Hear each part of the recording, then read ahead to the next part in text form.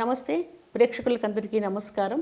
మీ అందరికీ కూడా తెలుసు, లైంగిక వేధింపుల నుండి పిల్లలకు రక్షణ కల్పించేటటువంటి చట్టము పాక్సో చట్టము 2012వ సంవత్సరంలో వచ్చిందనమాట.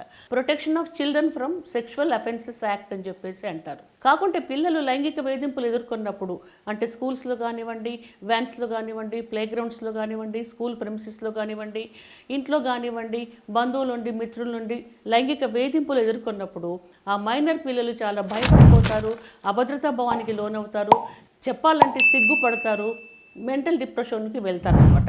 మరి కంప్లైంట్ ఇవ్వాలి అంటే వారు చాలా ఇబ్బంది పడిపోతారు. పోలీస్ స్టేషన్లకు వెళ్ళాలి, పోలీసుల ప్రశ్నలకు సమాధానాలు చెప్పాలి, ఒకరి ముఖం ఒకరు చూసుకోవాలి, నిందితుడి ముఖం కూడా చూడవలసి వస్తుందేమో అని చెప్పేసి భయపడుతుంటారు. ఇలాంటివన్నీ ఏమీ లేకుండా లైంగిక వేధింపులు ఎదుర్కొన్నటువంటి చిన్న పిల్లలు కంప్లైంట్ ఇచ్చేలాగా పాక్సో ఈ బాక్స్ అనేటటువంటి ఒక ప్రొఫైల్ ఒకటి ఓపెన్ చేయడం జరిగింది.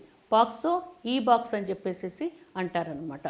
దీనిని జాతీయ commission for protection of children, అంటే పిల్లల హక్కుల పరిరక్షణ కోసము ఏర్పడినటువంటి నేషనల్ కమిషన్ అనమాట. ఈ కమిషన్ వాళ్ళు ఈ పోర్టల్ను ఏర్పాటు చేయడం జరిగింది. ఇది ఎవరికి కూడా తెలియదండి, అందరూ కూడా తెలుసుకోవాలి. 2017వ సంవత్సరంలోనే ఈ కమిషన్ వారు దీన్ని ఏర్పాటు చేయడం జరిగింది. దీంట్లో ఉండేటటువంటి లాభాలు ఏంటంటే, ఈ పోర్టల్లో మనం పోలీస్ స్టేషన్కు వెళ్ళక్కర్లేదు, తల్లిదండ్రులు బాధితురాలైన అమ్మాయిలు పోలీస్ స్టేషన్లకు వెళ్ళనక్కర్లేదు, ఎవరికి కూడా మన పేరు, మన అడ్రస్లు, మన వ్యక్తిగత విషయాలు ఎవరికి కూడా తెలియవు.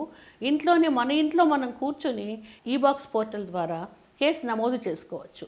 దీన్ని విచారించినటువంటి ఆ నేషనల్ కమిషన్ సభ్యులు తగినటువంటి చర్యలు చేపడతారు. ఈ పోర్టల్లోకి మనం కంప్లైంట్ ఇవ్వాలంటే ఆ వెబ్సైట్లోకి మనం వెళ్ళి క్లిక్ చేసినప్పుడు పాక్సో ఈ బాక్స్ పోర్టల్ అనేటటువంటిది ఆ విండో ఓపెన్ అవుతుంది.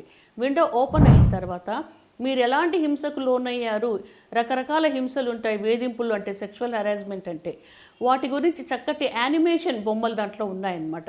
దాన్ని అనుసరించి ఆ యానిమేటెడ్ ప్రొఫైల్ సహాయంతో పిల్లలు కంప్లైంట్ ఇవ్వచ్చు. అంటే వాళ్ళ పేరెంట్స్ సహాయంతోనే కంప్లైంట్ ఇవ్వచ్చు అనమాట. కంప్లైంట్ ఇచ్చినప్పుడు వీళ్ళ పేరు, ఊరు, తర్వాత అడ్రస్లన్నీ గోప్యంగా ఉంచుతారు. వెంటనే కంప్లైంట్ ఇచ్చిన వెంటనే ఒక ఐడి వీళ్లకు జనరేట్ అవుతుంది.